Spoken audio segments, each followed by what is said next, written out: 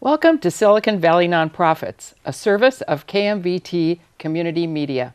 I'm Bev Lenahan, your host, and today we're going to get an update on the Rotary Club of Cupertino.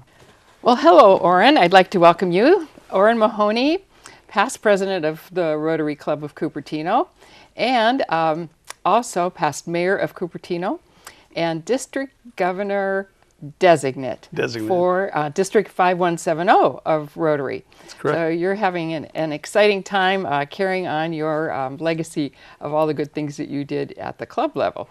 So let's get caught up a little bit on the Rotary Club of Cupertino. Tell us what's happening.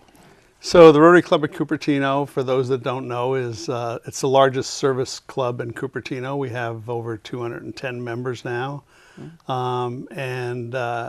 We've been around for 60 years, coincidentally, the same time as the city's been around. Both were founded in 1955. And we've been growing our membership and doing a lot of good things in the community. So we do projects both here at home and actually all around the world. Yes, you do, and you do that through kind of an interesting organizational format called the Avenues of Service. Tell us about the Avenues of Service. So that's a Rotary term, and the different avenues of service are youth service, which is sort of self-explanatory, and community service, which also is. International service, as I mentioned, we do projects all around the world. And then the other avenue of service, so there's actually two more, but the other external one that people care about is called vocational service. And that's where people take their own vocation and use that to help others in the community. And then the fifth one, I think, is club service, right? Fifth one is club service, and that's more internal to the club. And that's, we have weekly programs with speakers that come in on various topics. We do social events, and it's basically just running the business of the club. Oh, that infrastructure is just as important as anything. If you don't have that well oiled, then the other doesn't work out so well, does it? Yeah, and I think the interesting thing for us, for an organization of the size we are, it's all done with volunteers. We have no paid staff. That's amazing. Fortunately, we've had people step up to all those various positions and carry on the tradition and make things happen and get things done. I think one of the other pluses about the club is that it really reflects the diversity, the rich diversity of Cupertino. We've been working on that for a long time, what I tell people is I've got a pie chart. I'll be giving a presentation on membership actually this Sunday to the rest of the district, to the incoming presidents-elect. And I talk about Cupertino. Many of the other clubs in Cupertino are old, white, and male, and small. And if you start carving up Cupertino and say that's your focus group, you're really focusing on your target market for recruiting members is less than 8% of the population, not a recipe for growth. So we've done a really good job, and our current president is Chinese. Our past president was from India, and the president before that was Chinese. So I think we've done a good job, not just with membership, but with leadership in the club as well. Yes, and those are not necessarily mutually exclusive. You want them to be combined in your leadership. Absolutely. For sure. Well, I know you have to raise money for all the good service projects that you do.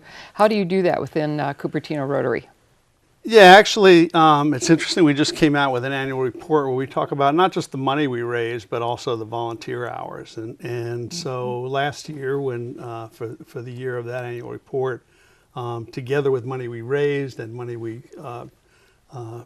got as distributions from our own foundation and matching money that came in from Rotary International, we raised roughly $250,000 and spent roughly $250,000, a little more than that.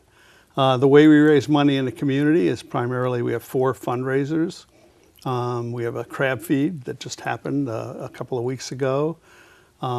Upcoming, we have our major fundraiser, and that's our golf classic, which I want to talk about a little bit more later. Good. In the summer, late summer, we usually have our Global Elegance dinner that raises money primarily for our international projects. And then we have Cupertino's largest community festival in the Fall Festival, and that's a financial money raiser as well as outreach into the community. Very good. Well, of all of those, you seem to reach the total community, including the international, with the international event that you have. That's important. And each, so the way we raise money, we're fortunate in Cupertino to have very strong support from our corporations. So Sponsorships. In form of sponsorships. So sponsorships for golf, sponsorships for the fall festival, to a lesser extent sponsorships for Global Elegance, and we also, the participants, we raise money by business booths and different things like that, and of course golfers that want to come and play golf. Of course. So let's talk about the golf tournament coming up for 2015.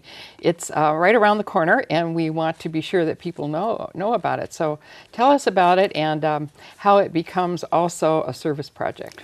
Yeah, so the golf tournament, this is our 22nd, I think 22nd I golf think tournament. And I'm working on the material for that right now. And we call it our golf classic. I guess after 22 years, you're entitled to call it a classic.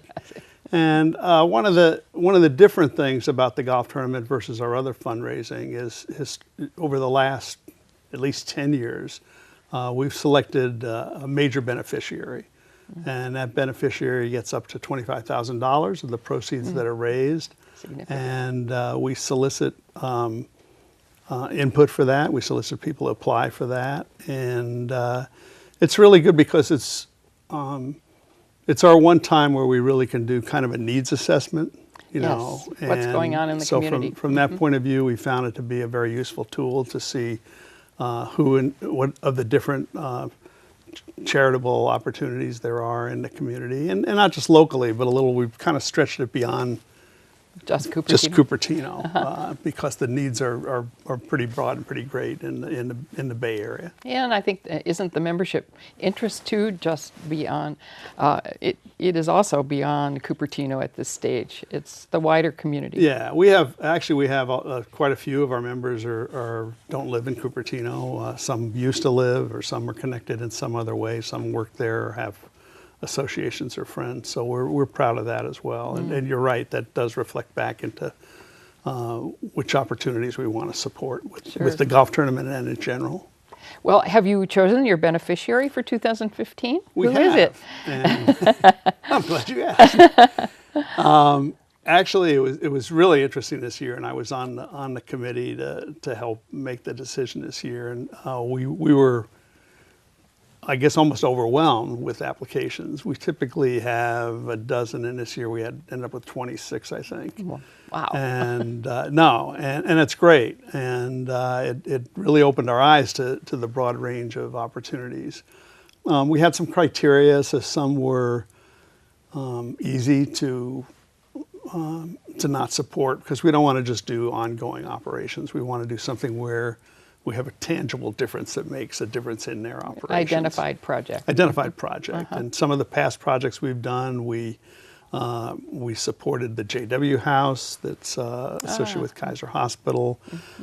We did a challenge days for the high schools. We've done.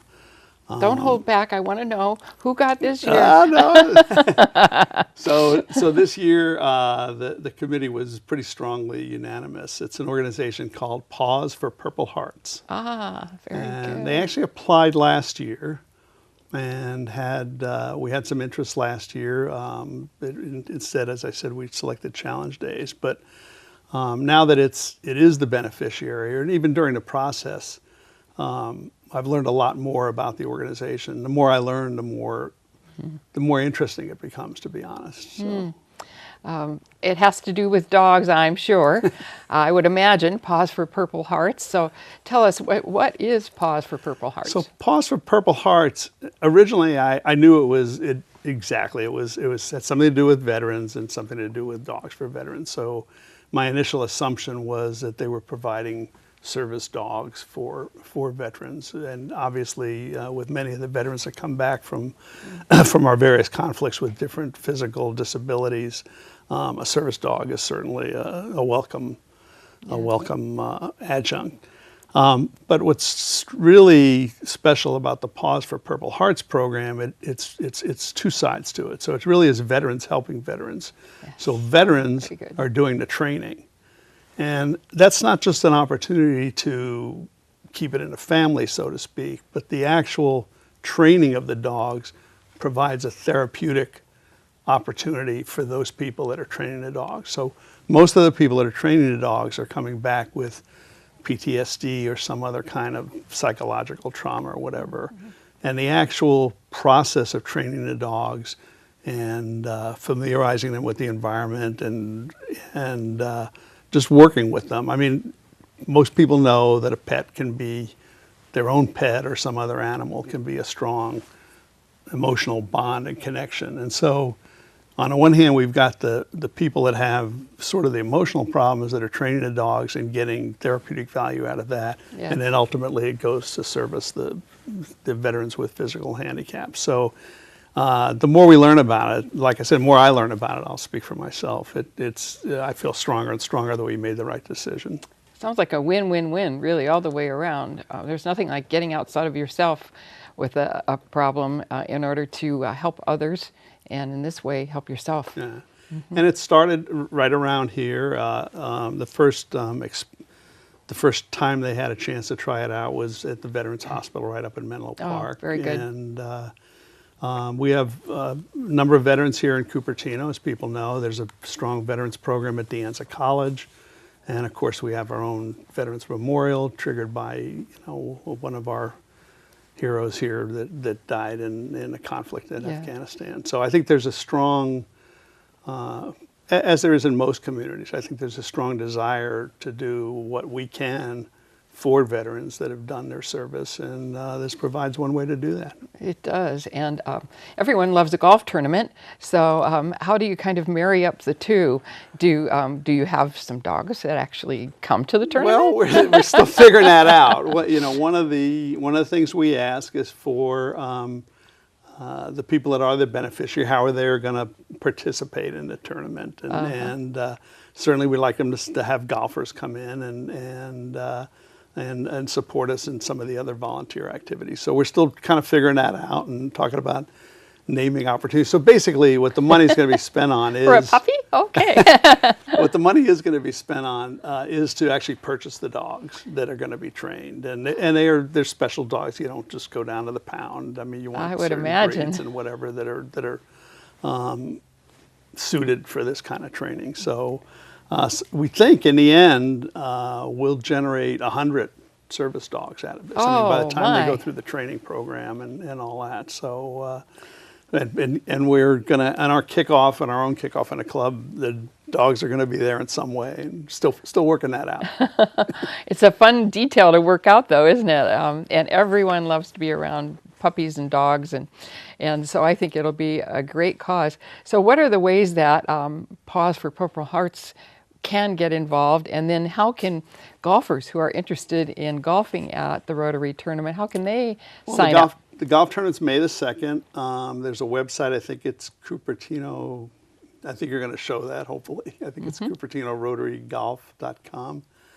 And it's been updated from last year already, and it's ready to go. We're about to send out a save the date to both our members of our club, but also all the people that have participated in previous years. So we get a lot of golfers that, some from our corporations or sponsors get rounds of golf included. We also have a hole-in-one where you can win $1 million. Oh, $1 million hole-in-one. $1 million hole-in-one. And auctions. And auctions. Live auction. Yeah. Live auctions and raffles and things like that. So, and I think that's an important part of it. You also have lunch and dinner for the golfers too, right? Yes. Yeah. Good. So we want golfers to sign up, and we want people to support Paws for Purple Hearts, right? Absolutely. Good. That's the best way they can do it. That's for sure. Thanks so much for being with us, Orrin, and good fortune with your future with the Rotary District Governor. Okay, I'm already getting involved. I've already got meetings on meetings. I believe you do. Thanks so much for being here today. Thank you for doing this.